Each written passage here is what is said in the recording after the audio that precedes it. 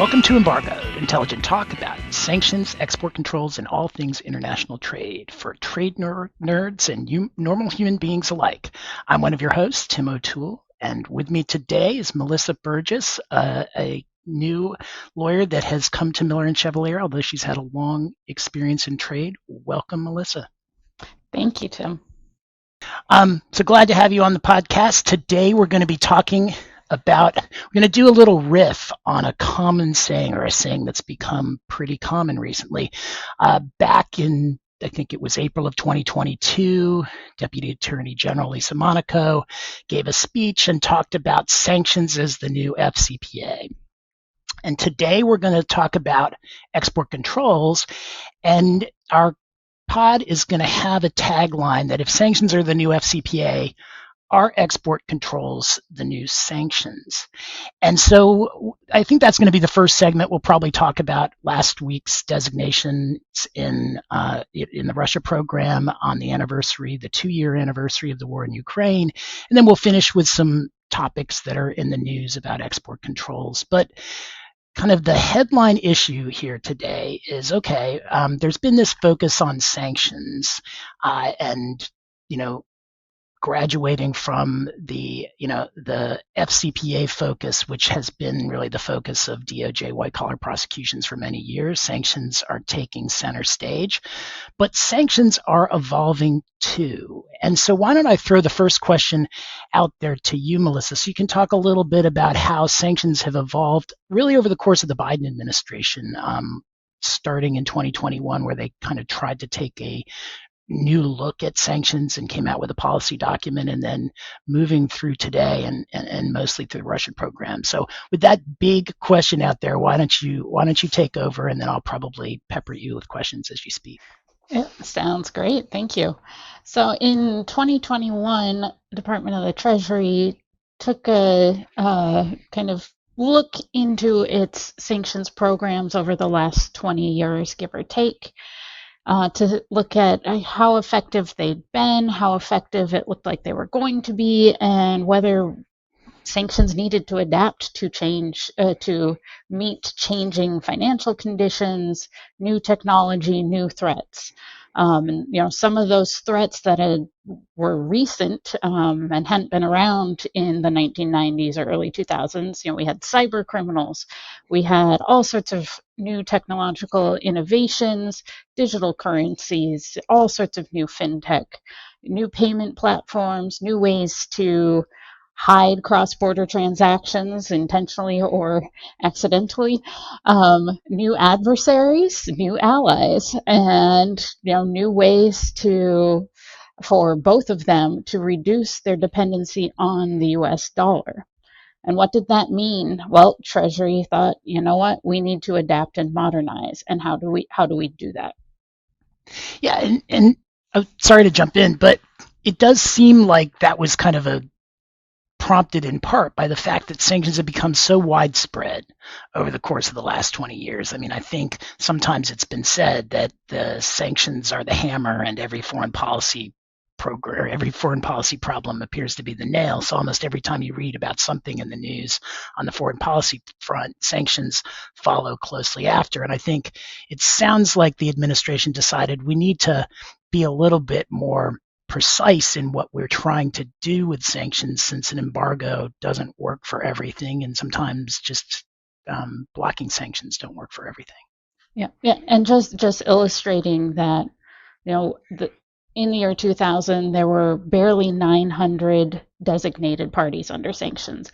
That had ballooned to not quite 10,000 by the year 2021, and it's only grown exponentially since then. But the reason it's grown exponentially really ties to this review and the recommendations coming out of it, which before, if an adversary was a terrible bad actor, we had comprehensive sanctions. It was just full stop, or full stop with only the most minimal carve-outs imaginable, which meant you didn't have lots of numbers on designation lists.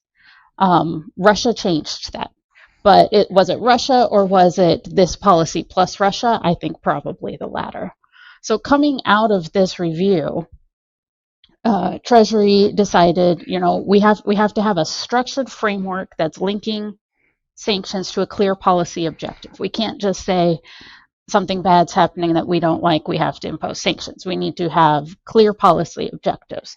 Thus, we see with Russia, we have restrictions on specific to certain sectors because we're trying to impose economic harm or limit the activity of those sectors, whether it's military industrial, whether it's technological, whether it's something else.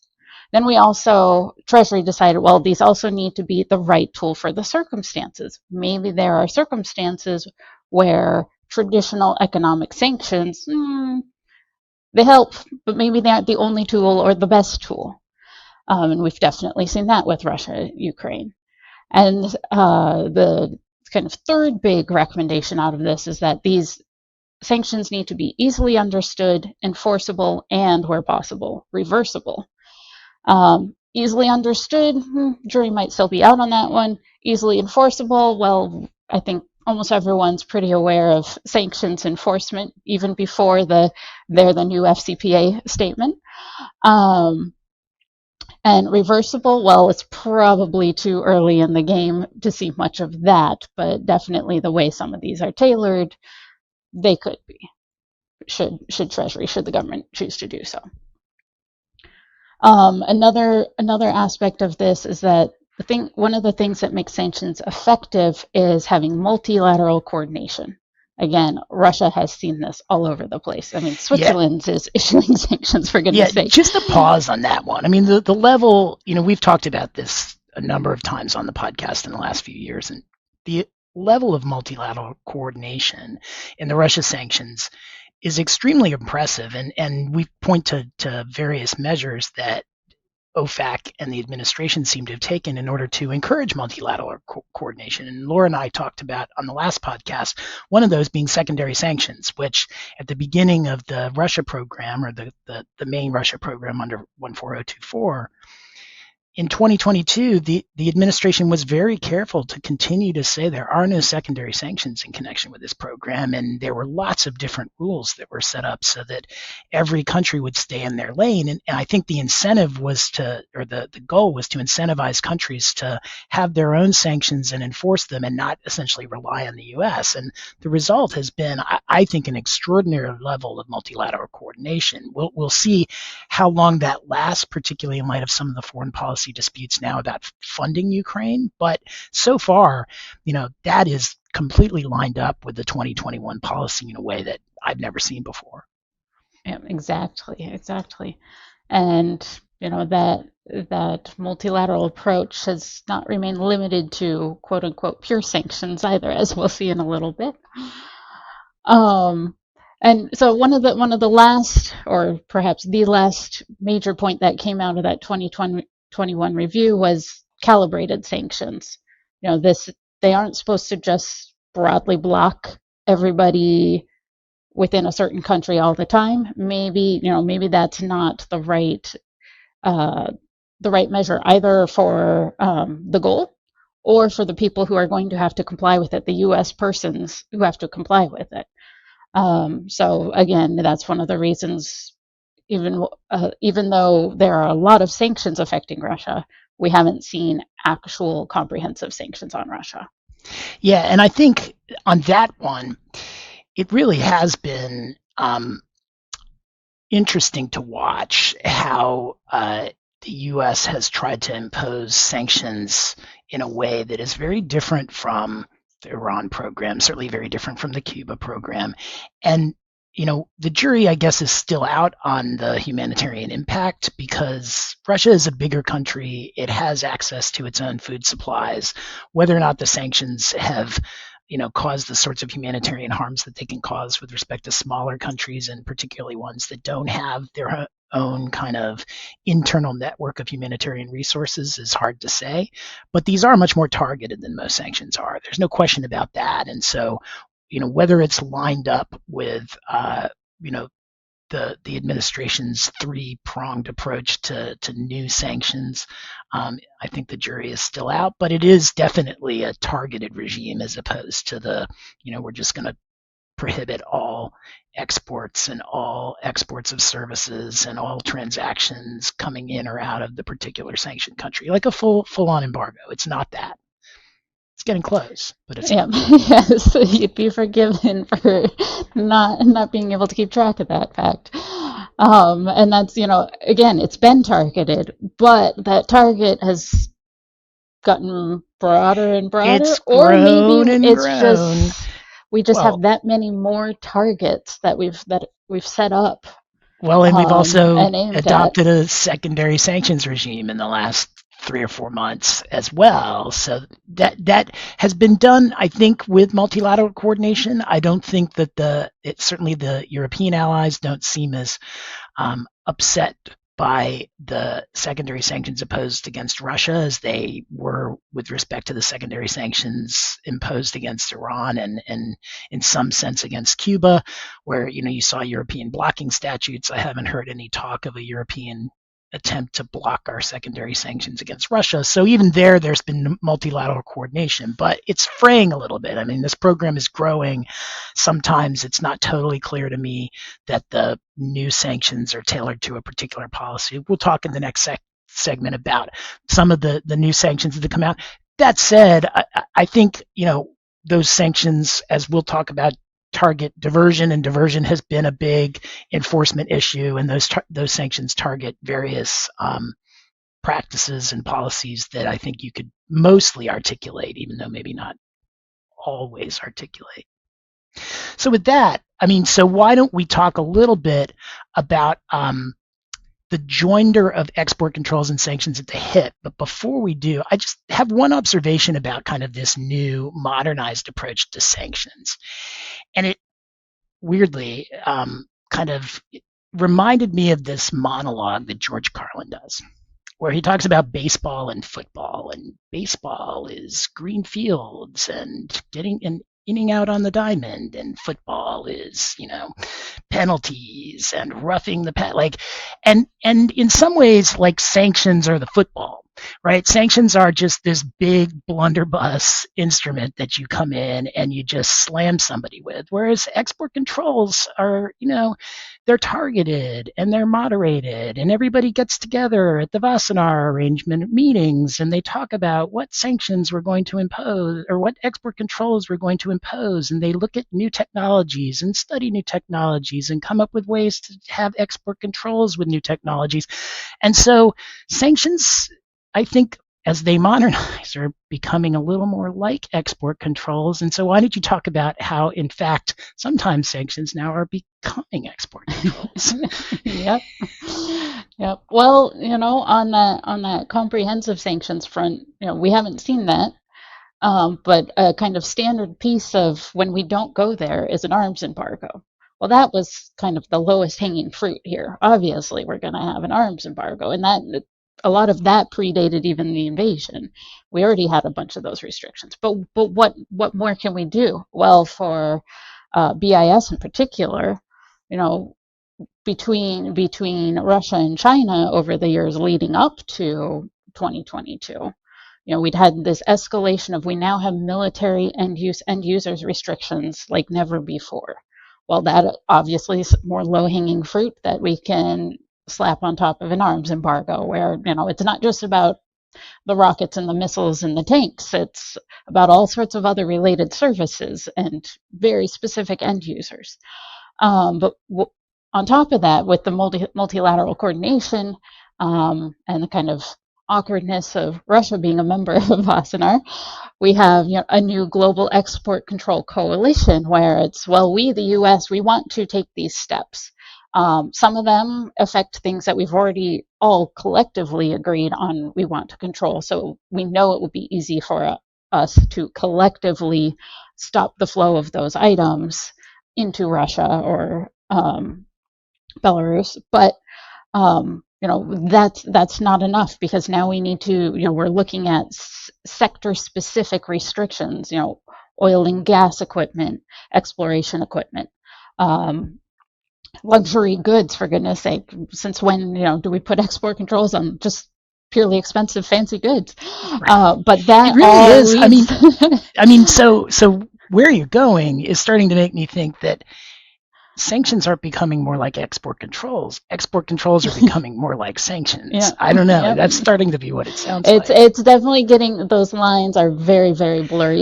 Well, and They do still Wassenaar, exist, but they're they're trying to very make blurry. Wassenaar go away, right? I mean, the Mm. Global Export Control Coalition. I mean, Wassenaar has been around since I think the end of World War II, at least, and has been Yeah, kind of a various iterations. working group that has come up with kind of a uniform set of export controls for the world that included Russia, but all sorts of other countries besides Russia, and we're moving away from that. Is that more sanctions like or export control like? I don't know. It sounds like sanctions to me.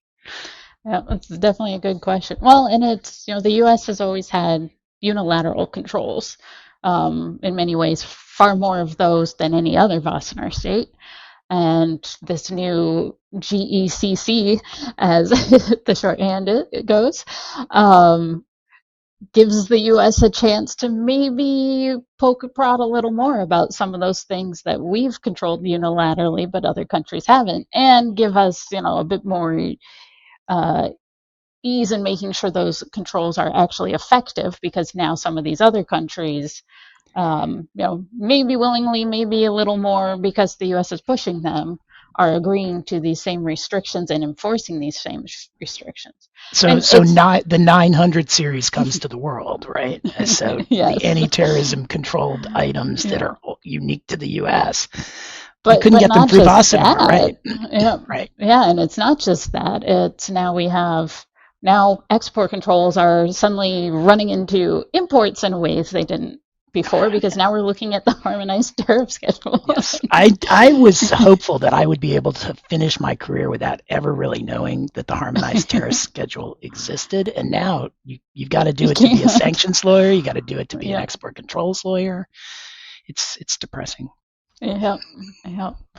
But I think one of the ways where the lines between sanctions and export controls are blurring the most, perhaps, is used to be, and this is very loosely speaking, but it used to be you could look at an OFAC list, your person's not there, there's no comprehensive sanction or something like that involved, you knew you were good to go. But now the entity list is growing by leaps and bounds. I tried to run a quick comparison of the entity list, early 2022 versus now, and it crashed. It couldn't load it.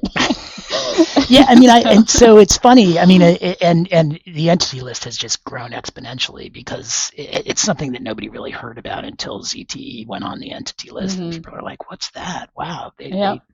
they seem to not like it." But even the SDN list, I think, has grown Oh, just exponentially. in a huge way since the start of the Russia war. I think I mentioned this to you offline, but I ran a search yesterday just trying to figure out how many designations there were under the 14024, the Russian harmful foreign activities sanctions, and the basically it crashed. It said there's too many results, we can't tell you. If you run a search on OFAC's search tool for any other program, you'll just get a list of everybody who's sanctioned under that program. But you Mm-hmm.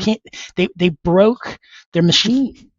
Yep. They broke the internet with the this new designations. And like you said, the entity list is far beyond that, and in Mm. part because it's not totally clear to me what the criteria are for really being on the entity list. Like you get there because you do things that the U.S. doesn't like from a foreign policy perspective, but it's in many ways much broader than what gets you on Mm-hmm. the SDN list. Yeah, well, it could be a range, because it could be, involvement in alleged or suspected retransfers without a license. It could be some other foreign policy or national security threat perceived by BIS or state or some other party. It could be human rights violations. There are a host of reasons you can get on the entity list. Well, and more recently, including if Commerce can't verify your bona fides, you might end up on the entity list till they can run their end use checks and their verification checks on you. So it's definitely for foreign entities. It's also a new risk that they probably never had to consider before. just because suddenly they're in crosshairs in ways that aren't part of their Well, and operating it creates procedures. all sorts of confusion because, it's the SDN list and the restrictions on that are relatively complicated. I mean, we're thankful for that. People ask us lots of questions on that, and we answer them, and sometimes we get paid to answer them. But with a new list and a very, very different set of restrictions, it becomes really hard for non-US parties in particular to figure out what a hit on these lists mean. And it used to be that if you got a hit for the SDN list, that's really all you had to worry about. But Yep, there's your answer. the entity list, the entity list has serious restrictions. The unverified list also has some restrictions, and then OFAC imposes these menu sanctions. And so it used to be like you got a hit, you knew what it meant. Now it's okay, well, what list, and when was the listing, and what country are we talking about? I mean, it does get much more complicated. Yep, to put it mildly. And then if we can maybe do some business with them, depending what our business is, if they're just on the entity list, but how much of that business, and then we suddenly run into kind of the new player in the export control picture of banks are suddenly much more involved in, is it an export as opposed to, are they a designated party, or is it a designated bank on the receiving end or sending end?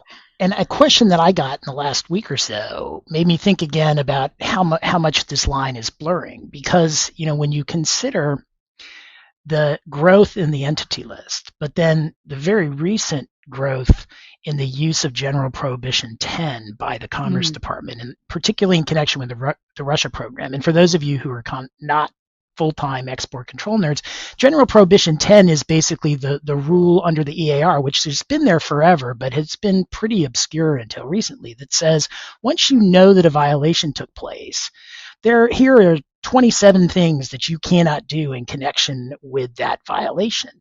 And I think for the most part, the entity list restrictions were viewed until this growth of General Prohibition 10 as not something that really applied all that much to the banks, right? I mean, they shouldn't finance a transaction that violates the entity list, but it was really more of if you export a good in violation of entity list restrictions to some party that's on the entity list, and the good is subject to the EAR, then you, the exporter, have problems. But it really didn't go back to the bank, not necessarily. But with the use of General Prohibition 10, if the bank finances that transaction, they're certainly, if they know it, they're potentially on the hook under General Prohibition 10. And so the financing conditions are very similar to what they would be if the entity list entity was an SDN. And so even though the entity listing itself doesn't restrict financing, given the rise in the use of General Prohibition 10, it may well be hard to have financial transactions with an entity list entity, certainly if it involves some sort of improper shipment. Yeah. And we're seeing that kind of growth of financing the financial world and the exporting world in many other ways that they're all running into each other. I mean, a very new development out of all of this is BIS and FinCEN issuing joint alerts. Right. They didn't even know where each other lived until recently, and now they're working together. Yeah, it wasn't surprising when FinCEN and OFAC did things together. They were kind of related, but yeah, so that has been very interesting, and it's been expressed. So the new secondary sanctions that were imposed in December expressly kind of went down this road. They said foreign financial institutions that finance transactions of a certain type, basically those items that we think are going to the Russian military, can themselves be sanctioned, which basically gives the financial institutions a much greater role in digging down into not just who are the parties to this transaction, but what does it involve, right? Because an entity list compliance is not like OFAC compliance.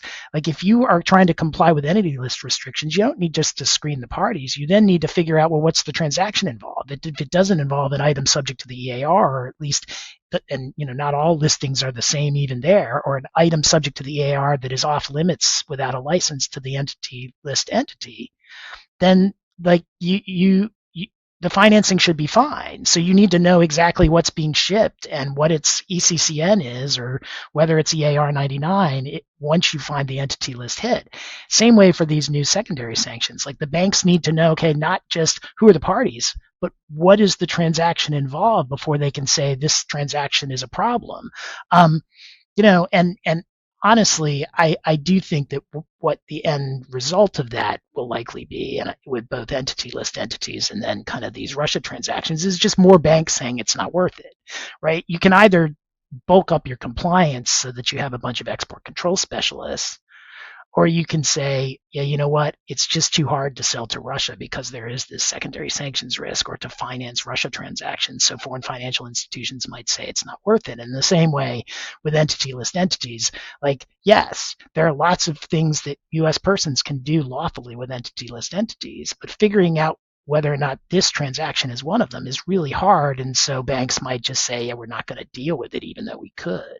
So I think it's an interesting development because it makes compliance challenges much harder. And one way you could deal with those is to hire more export control experts. And we've talked on at least one of the podcasts about that possibility. I think banks are staffing up in that way. But on the other hand, the other way to deal with it is basically just de-risking and say, okay, entity list entities, too risky, no more banking. Russia, too risky, no more banking. And a lot of, to be fair, I think a lot of foreign financial institutions had already made that call with respect to Russia, because, and certainly U.S. financial institutions have. But it's interesting as these two things converge to see which way it's going to go. Will export controls become more like sanctions, or will sanctions become more like export controls? And in the same way, kind of, will banks in particular, but companies generally, bulk up their export controls compliance, or will they just de-risk and say, yeah, anytime it's too hard, we're just going to say no? Well, and the entity list aspect isn't a Russia specific issue, even if Russia's a major portion of it. So I think that's a little harder question for some financial institutions, at least, is, well, there are a lot of entity list entries in China and increasingly in other countries. So even if we have a kind of de-risk policy for Russia, we probably can't just stick our head in the sand and say we won't do it. We've got to actually, come up with something. No, that's a great point. I mean, it really is, with Russia, you can just kind of look at it and say there's so much trouble with dealing with the Russian financial system because it's so heavily sanctioned. But China it's just such a big economy and so important to the United States that it's really would be a lot harder to just de-risk on China. And you're right. I mean, the entity list has been used, if anything, more extensively as a policy tool with respect to China than it has with Russia. So, well, anything else about this first topic about export controls being the new sanctions that you wanted to? Well, I think getting back to the analogy of, sanctions as the new FCPA and the morph of it, part of the Deputy Attorney General's rationale for using that analogy was, okay, sanctions are now applicable to expanding number of industries. It's not just about the U.S., it's all multilateral, and big incentivization for voluntary disclosures. So coming back to export controls, I think that's exactly what we've seen. It's, applicable to an expanding number of industries, banks, all sorts of license requirements for EAR 99 items to Russia that, we haven't really seen before. Definite yes to multilateral enforcement, both with the new Global Export Controls Coalition, task forces, you name it. And another big part of this has been BIS in particular, really ramping up its enforcement program. New voluntary disclosure policies, a new fast track process, but also some new penalties there in terms of if you want a good settlement, you're going to have to admit to that violation. And oh, by the way, if you intentionally don't disclose, you choose not to, well, that voluntary was maybe a little voluntold, and we're going to probably hold that against you. Yeah, that's the one that I still am having a hard time wrapping my mind around because it's very un-American, right? I mean, in America, you don't have an obligation to go turn yourself into the police for the most part. I mean, there's this one part of 126.1 in the ITAR that does make that happen, or at least violations of the 126.1 country arms embargo are mandatory disclosures. But other than that, there's really no area where, you know, voluntary disclosures are mandatory or where there's any obligation to disclose. Now you get leniency, so it is a fine line, right? You get leniency if you disclose, and you get treated in the normal way if you don't, right? If you don't, and so the incentive was to disclose. But now that change has become a big flip. That is, it has become, if you don't disclose, we will view that as an aggravating circumstance, i.e., we will punish you, and punishing people for not speaking, and it is potentially. We'll see how it's applied. That's all I'll have to say on that. I mean, I think because it is such a fine line, we'll see if it's nuanced in its application, because it is a very sensitive area in U.S. law, and it does potentially trample on some things that the courts wouldn't like if they ever have to see one of these cases. All right. So with that, why don't we talk about 1 week ago today? We're going to talk a little more about Russia. 1 week ago today, we're recording on March 1st, so February 23rd was basically the 2-year anniversary of the Ukraine invasion. I think it might have been a day later, but because the 23rd was Friday, OFAC and BIS decided that they'd rather come out with a new package of sanctions on a Friday rather than a Saturday, which makes some sense. Why don't you talk a little bit, Melissa, about kind of give us the stats on what happened last Friday? Yeah, well, continuing that close relationship between export controls and sanctions these days, OFAC had its announcement, Commerce did too. OFAC designated approximately 300 new parties, bringing the to-date total for Russia to over 4,000. Wow. Again, just quick comparison point. Remember that the year 2000 number for total designations was only 920-ish. So Wow. 300 in one day is a massive change from, granted, almost quarter a century ago. But in conjunction with that, with OFAC's numbers, state had a bunch of designations and some new visa restrictions, and Commerce had yet another 90 companies added to the entity list, some of them, multiple locations across multiple countries. Targets of all of these designations are not, for the most part, not really surprising. It's kind of a continuation of the same. So continuing to target the military industrial base, because apparently there were some that we hadn't specifically targeted yet. Targeting some of the workarounds that Russian enterprise has come up with as a result of the sanctions. So their substitute card payment system, what OFAC and state are terming as like circumvention and backfill efforts. So maybe they can't get the parts for certain things, so let's target the additive manufacturing industry and other machine tool providers. Right, and the additive manufacturing, is I think what Commerce is saying with that is, or what OFAC is saying with that as well, because some of these were designations. Oh, if the Russian economy has decided, since we can't import it, we'll make it, and so additive manufacturing tools sometimes allow countries and companies and people to make things that they couldn't otherwise get, and so you just need the raw materials. And so that was interesting to me to see that as a U.S. sanctions target. I'm not sure that we've really seen that much before. No, well, additive manufacturing is still new enough. I mean, it's getting pretty established, but it's still new enough that prior programs, prior events that are roughly similar, it wouldn't have beneficiary. Yep. Yep. But kind of the tools to make stuff as opposed to the Yeah, stuff as opposed to the itself is, stuff. yeah. Yeah, yeah. A few other interesting points about these designations is kind of the spread of, maybe where some of these third parties are that are getting caught up.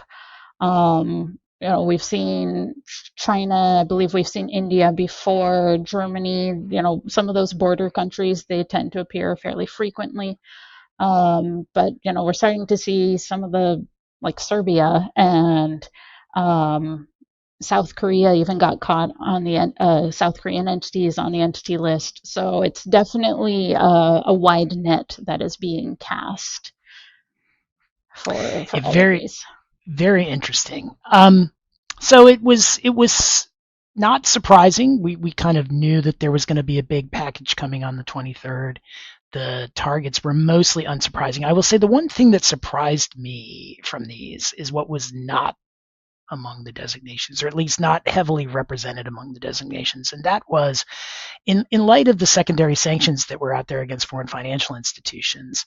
I thought we would see more designations, or at least some serious number of designations under those secondary sanctions, and we didn't really see that. And I've been trying to figure out, getting ready for this podcast and just generally, why that was. And I suspect that with financial institutions, sometimes warnings will work, and often warnings are tried. And so I think there was a lot of fear, definitely, in that community that sanctions were coming to particular countries in connection with this round of sanctions.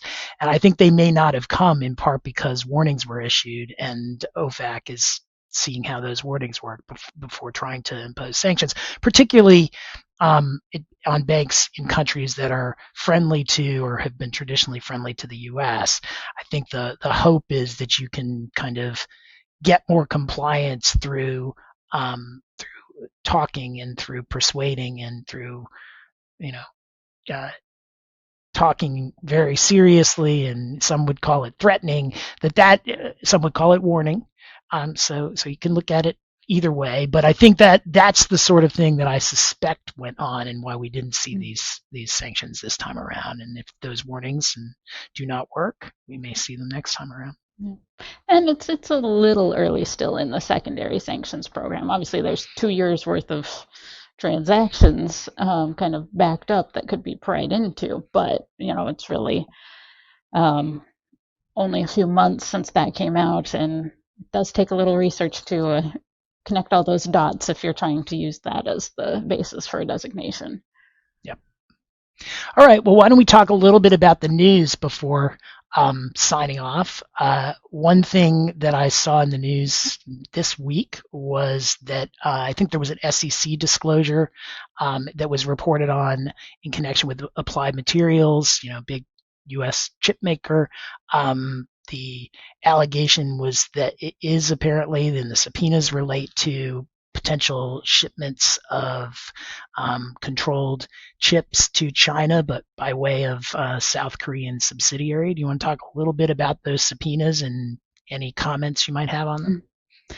So this is a continuation, not the first of related subpoenas, but I think it really shows that the BIS move on semiconductor manufacturing in China is it's very much an ongoing, ever present, and going to be very, very thoroughly enforced area.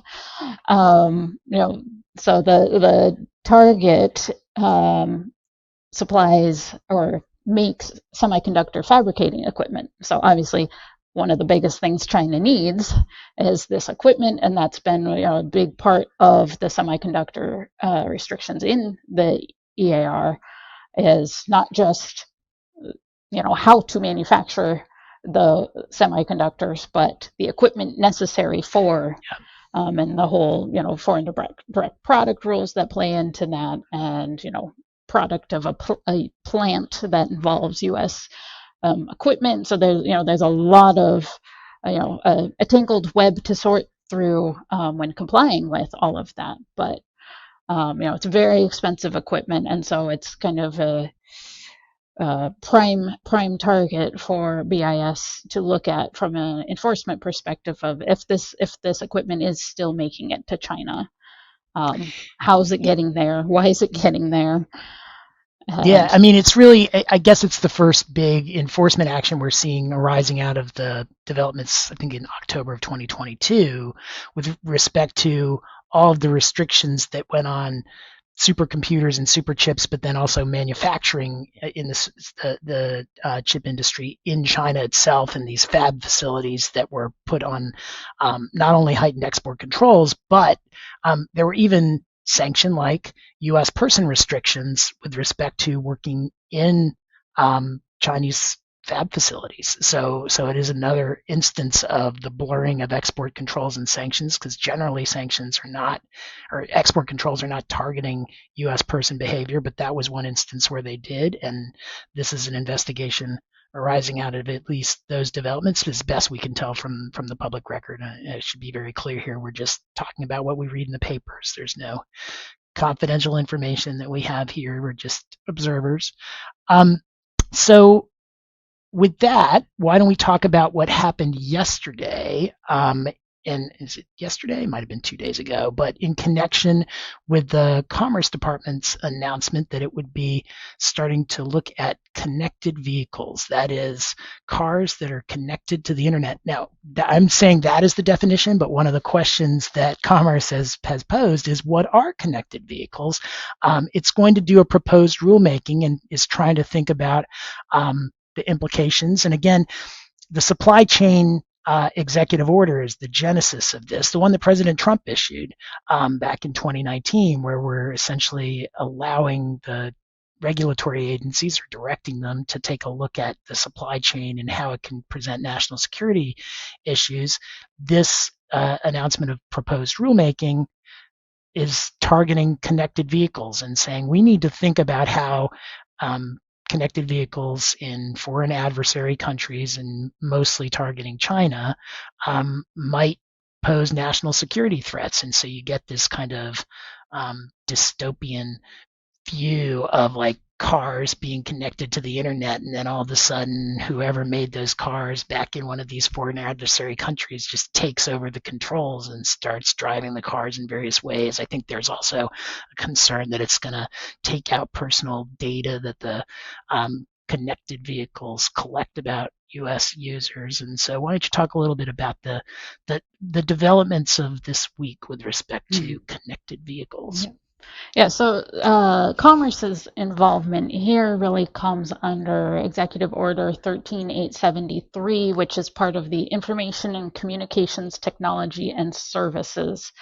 So ICTS, we had an executive order a few years ago saying maybe we need to evaluate some of these ICTS transactions from a national security perspective, and this is over and above and separate from CFIUS. And these transactions are potentially subject to review when they include the acquisition, importation, transfer, installation, dealing in, or use of ICTS by any person or involving any property subject to U.S. jurisdiction. So kind of what's the link between that and connected vehicles? It's, well, a lot of the vehicles themselves, but primarily, essential elements, critical elements, parts, software, you name it, for these vehicles has, or potentially Commerce thinks it probably has, a link to China and other foreign countries of concern. So Commerce really wants to wrap its hands around, well, what is a connected vehicle in the first place? It's more than an EV, probably. It's more than, it's not just an autonomous vehicle. It probably has a few different shapes and forms. And then what is the supply chain for these connected vehicles? Where do things come from? What are the failure points, the pressure points in that supply chain? Are they, is it sole sources in China, very specific, raw materials or components, you name it? And then, what are the risks? We can sit here and imagine, someone remotely taking over your car and driving it places you had no intention of going, but a lot of what commerce is looking at is more that, the communications aspect of it, of, there are all these wireless connection points in cars these days, especially these, higher tech cars. And, they collect data, or some of them collect data about all sorts of things, the environment around them, driving patterns, um, what they're sensing as they go down the road, when they're being driven, what the weather's like. And then obviously with all these wireless connection points, then you're worrying about cybersecurity for that data. And so Commerce wonders, well, what are the standards that are currently in place for any of that? What are the best practices? And then assuming Commerce determines, well, there definitely are risks here that, and we will have to review these transactions from an ICTS standpoint. How will we do that? How will we determine when one is a risk, when one isn't, and when one can be mitigated and when it can't?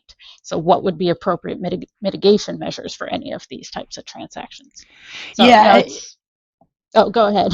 No, I was just going to say, so it's going to be interesting for them to think about that. I have to say, when I first heard about this, I thought, well, how many Chinese cars are there? And, not a lot of North Korean cars. So what is the big risk here? Is this worth it?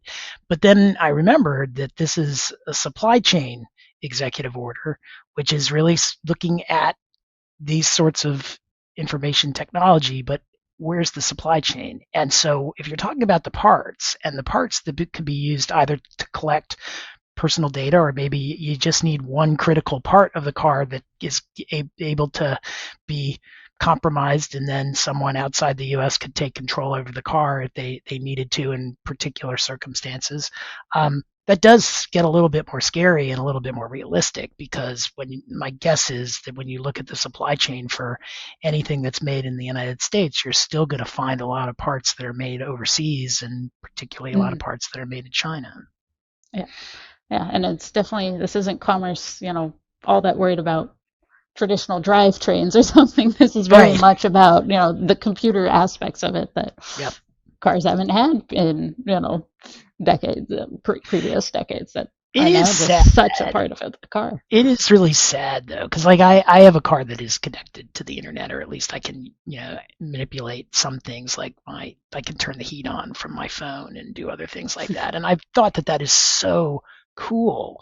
And then you think, okay, well, yeah, it's cool, but that also creates all sorts of vulnerabilities that didn't exist before, when basically if your car was parked out in front of your house, the only people that you had to worry about were people who were trying to break into it, or or whether or not somebody was going to hit it when they come down the street. But you don't have to worry that somebody sitting overseas is going to be able to start doing things with your car that you don't want to have happen. Yep. We're a bit past just can they hack in and unlock your doors from their computer. Exactly. Can they hack the whole car? Exactly, and drive it somewhere you don't want it to go, or pull all sorts of data out of your car that you don't want them to have. Yep, thriller and horror movies in the making. Exactly. Well, with that, it's been good talking. Anything else you want to talk about going forward? You got any speaking things coming up? What do you want to talk about before we sign off? No, but I think we have to remind everybody of an announcement from our last episode coming up later this month.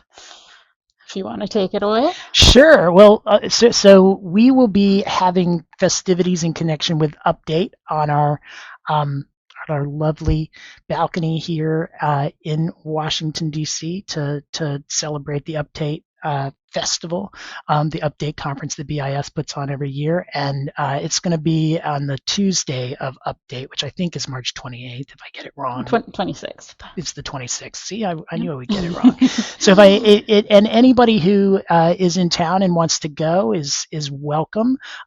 You do need to RSVP. You can't just, this is classy, so you have to tell us that you're coming before you just show up off the street. But if you do want to go, just email Melissa or me, or email Miller and Chevalier, and let us know that you're interested in coming to the event. We're sponsoring it with Jacobson, Burton, and Kelly, and Beth Pride. So very good co-sponsors of this event, and it should be very fun, and hopefully a good opportunity to have some intelligent talk about export sanctions and all things international trade.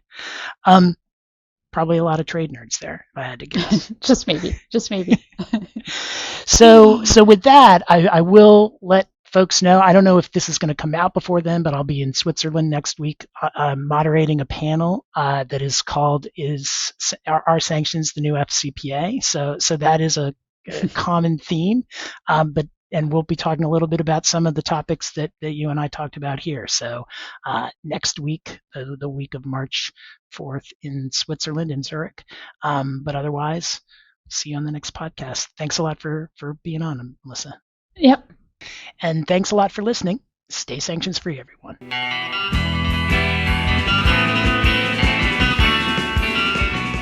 Produced by Heartcast Media.